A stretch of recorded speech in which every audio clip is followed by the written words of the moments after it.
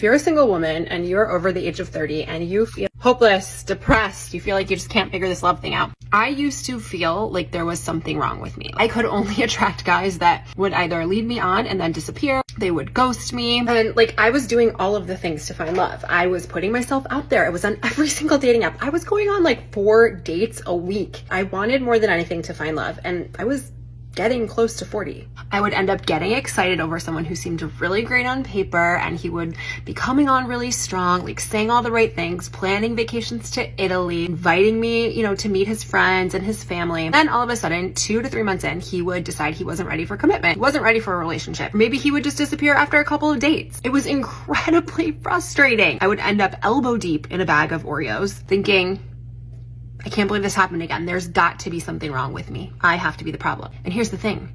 I actually was the problem. Not in the way that you're thinking. It wasn't my weight or my hair color or my job, the fact that I texted something after the date. It was the fact that I didn't believe in myself. I didn't feel worthy of being treated well. I didn't believe that I could have what I wanted in love and in a relationship without settling. My lack of self-worth was the problem. So I started working on reprogramming my subconscious mind, increasing my self-worth. Less than 6 months later, I met my now husband, Brian. Please use my story for inspiration. You are worthy of a healthy, committed, loving relationship with a really good guy. Desperate times call for desperate measures. Oh, wow, family. We've never heard this story before. Let me see. A post-war woman getting really desperate before 40, and she said that she felt hopeless. She felt depressed because all the guys she was going for were ghosting her, basically. I.e., she was always going for players. Come on, queen. And then she said that she found out that her problem was that she didn't believe in herself to be worthy of being in love without settling. OMG. The copium is strong with this one. No, queen. The problem was that you kept demanding a man that was well above your level. I mean, you said it yourself with trips to Italy and this and that. You were being used as target practice. A high-value man was saying, okay, yeah, I'll shag you for a while, then I'm going to dump you. Now, please note, she did say that she found her husband, and now she's in a relationship. Was it just me, or did anyone else notice that she said all these high qualities of the guys that she dated before, didn't mention that one high quality of her now husband, i.e., she settled for a simp? Come on, fam, who are you trying to kid here? The further past the wall you were going, the more damage was showing. And that mileage was just racking up. You said it yourself, you were dating 4 guys a week. Oh boy, the treads on those tires were on the wear and tear, weren't they? Listen, I'm not saying you did something wrong with settling for a simp. What I am saying is, if you would have adjusted your requirements to something more your level, i.e. expectation management, when you were younger, you probably could have got a better prize. I'm not saying the guy you have now isn't a horrible prize. I am saying that because women tend to be hypergamous, it doesn't show longevity for this relationship. But I could be wrong. Before we move on, I want to bring to attention that 75% of my viewers are not subscribed to my channel. Come on, fam. You've seen my logo on other channels, and you're already here. Please hit that subscribe button and support the channel. It really helps out. Moving on. Okay, now that we've talked about what it's like to be in your 30s and date younger men, can we please talk about what it's like to date older men? The last man I met who was in their late 30s, early 40s, it ended with him being like, oh, I don't want anything serious.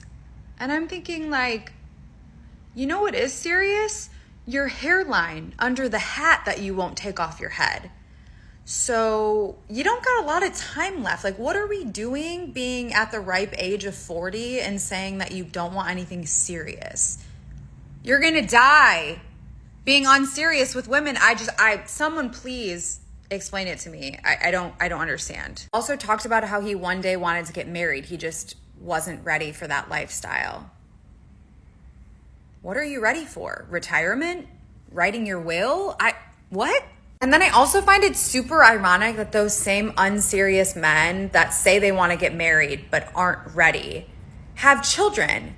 Because how did you bring a crotch goblin onto this earth unseriously? When that man says he's not ready, believe him, okay? There's plenty of others that are. Leave him alone. I swear, fam, this never gets old. We see this over and over again. Okay, ladies, let me tell you something. When you hit your 30s and you smash into the wall, automatically that clock just goes off in your head because your biological clock is actually ticking. Most of your eggs are gone. Your desire to have a family versus the reality of how much time you have left are two drastically different things. And you're pressured into it. Now, when this man said to her that he didn't want anything serious after dating her for a couple months, well, that just tells this gorilla exactly what he wanted. To do to her what most women do to men. Use her for what she has. Her youth and beauty. And that's about it. I mean, especially if he already has children. But, as always, queens like this one, especially ones that are recently post-wall, divulge quickly to insulting and shaming men. And then she says to him, you don't have a whole lot of time left. No, he's got the rest of his life. The one who doesn't have a whole lot of time left is you. You see, the men that you're attracted to, you cannot shame them or rush them to do what you want them to do, which is commit into a marriage or a relationship, something extremely long-term that has legal ramifications. And when this queen said, ladies, if he says he's not serious, believe him, absolutely true. And then she says there are plenty of others. What she left out was the key thing. Yeah, there are plenty of other guys that you are not attracted to. Lower tier men that will replace him. But the one that you are attracted to, he's got a bunch of options. Okay, let me put it this way. Ladies, look at this woman. She's in her 30s and she's attractive. And the guy she's talking about is in his 40s. If a guy in his 40s can get a woman like this, and he already has children, I promise you, the reason he isn't in a rush is because he can replace her quite easily. She wants to rush the guy who's at a higher tier than she is. He doesn't need to be rushed. Let me put this away, you ladies will understand, okay? Just because your egg carton is on the low side does not mean he's going to feel rushed to bake an omelet, because he can go back out to the dating market and get a more full egg carton. Moving on. I'm done with dating apps. 2024, no dating apps for me. And I've been debating on this, whether or not to do it, whether to just keep going with it, but no, I'm done.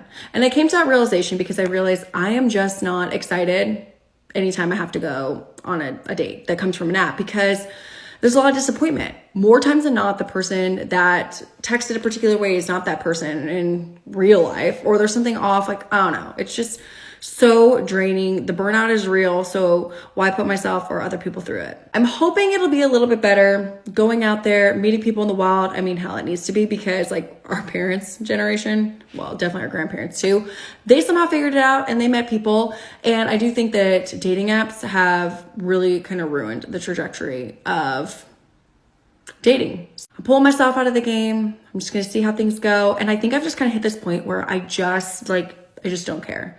I'm so tired. I'm so burnt out. I feel like, oh, if I'm not on the dating apps, like, how am I going to meet somebody? Like, who cares? I'm over it. I'm tired. I'm burnt out. And the amount of time I would spend talking to somebody or going on one of those dates, I could put forth into a hobby or hanging out with one of my girlfriends that I know I'm guaranteed to have fun with, and just let the universe take its course, you know? If I'm going to meet somebody, I'm going to meet them. It is what it is. So, no more dating apps for me. Oh, no more dating apps for her. Sure. Of course you're going to quit online dating apps forever, queen. And forever in your case is going to be about 6 months down the road. That's the usual average that we see these women that throw off dating apps. Listen, her number one complaint about dating apps. Wait. Is this post-wall queen actually stating that dating apps have players in them who know what to say, what to put in their profiles, and how to hook in a fish like her? No, not possible. Listen, queen, let me tell you something. Dating apps were never invented for men. Well, in general, they were not geared towards men. You see, dating apps were invented mostly because it was to help people find love, companionship, or get some physical intimacy in a convenient way. And as we know, it's more evolved to the latter part than the former part. But dating apps was always tailored around women, because wherever you get one woman, a bunch of men are going to follow. So obviously, dating apps are made to appeal towards women. And that formula has not changed since 1995. The only thing that's going to change is whatever new form that you're going to find for dating, players are just going to adapt to it. Why? Something that I've said over and over again, and it never ceases to miss the mark. You women want the Chads/Tyrones. You want the top tier guys to fall in love just with you. And this is why it always fails. If it fails on the app, it's going to fail in real life. You don't want an average guy. You don't want a guy who's 5'9", doesn't have chiseled abs, and doesn't make 6 figures. Because of course, post-wall women like you deserve the top tier guys. I mean, because those millionaires want women that have higher standards, a low egg carton count, and think they're hotter than what they really are. Moving on. So no one ever talks about being 30 and single.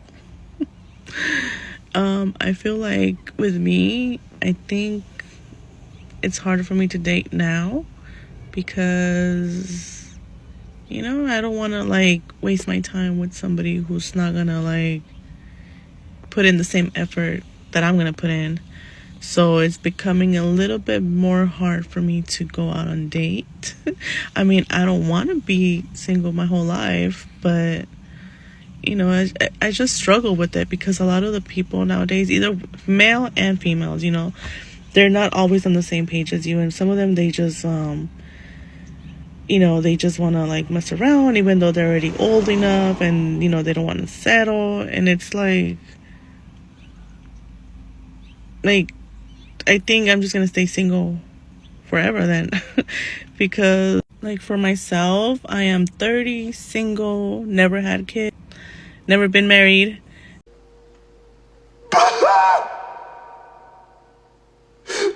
And here we go again, another queen that's going to demand more than what she does. Okay, for you ladies who out there who are going to say, you don't know her story, you don't know what she's been through, you don't know what she does for a date. I may not know all that, but I do know women's dating natures in their 30s. I mean, she put it out there when she said that she is tired of not going out with somebody who puts in the same effort I am going to put in. In other words, she doesn't want to go out with somebody who's going to put in more effort than she puts in. I'm sorry, ladies, but men have traditionally put in more effort into dating than you do. Don't believe me? Okay, you would only date a guy who pays for the date, plans the date, asks you out, and he has to have several attraction points before you're even remotely interested in saying yes. You basically just have to doll yourself up and you got yourself a date. No secret there, ladies. And she says that the men that are age appropriate don't want to settle down. Correction to that. They don't want to settle down with you. I mean, sweetheart, you said you're 30, so you smacked into that wall. And before you start saying, I'm still young, I'm sorry, but it's a biological definition. The wall is that egg count you got. You're down to about 12% of your eggs. 14 if you're lucky. You say you never got married and you don't have any kids. Question there. If you never got married and you didn't have any kids until the age of 30, were the problem the men, or was the problem your selection in men? I mean, maybe you had some other situations in your life that didn't permit you to get married. Maybe you were taking care of somebody else. I know life isn't fair. But possibly, could it be that this has to do with the common denominator that would be you, Colleen? But let's hear what else she has to say. And I don't know if it's how long that's going to stay. Because deep down, I do want to date somebody, I do want to be, I want to have that opportunity, and date someone and, just give love an opportunity. But at the same time, I'm scared. Like, I want to, and then at the same time, I don't. I don't know. I mean, I don't want to stay forever. I don't want to stay single forever either. But it's just hard. It's complicated. The older you get, you set more boundaries. You are more selective in who you want to spend your time with. I don't know. I mean, I know I'm not the only one. I know there's people out there, that they probably have similar mentality as mine. I don't know. I mean, I don't know. I just wanted to talk on the camera, I guess. I don't know if I made any sense, but the point is, dating in your 30s is hard. That's it.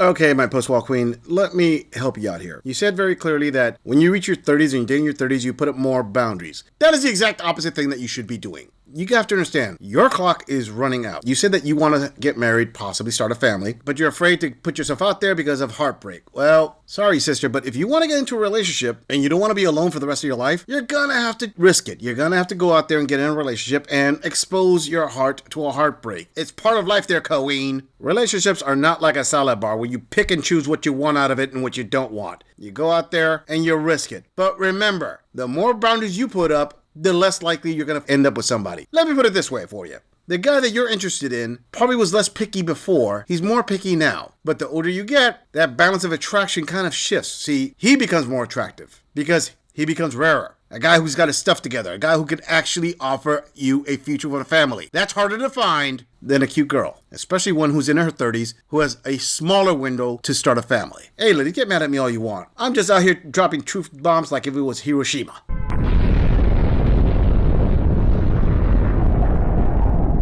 Now that's a lot of damage! I'm just saying, if you enjoy this audit, click on the video in the end screen for more content. If you would like to support the channel, please follow the link in the description to donate to our beer fund. Or like, subscribe, and share this video on other social media platforms. If you agree or disagree with anything about this audit, please let us know in the comments. I'm going to leave this audit right here. I'll see all of you in the next episode.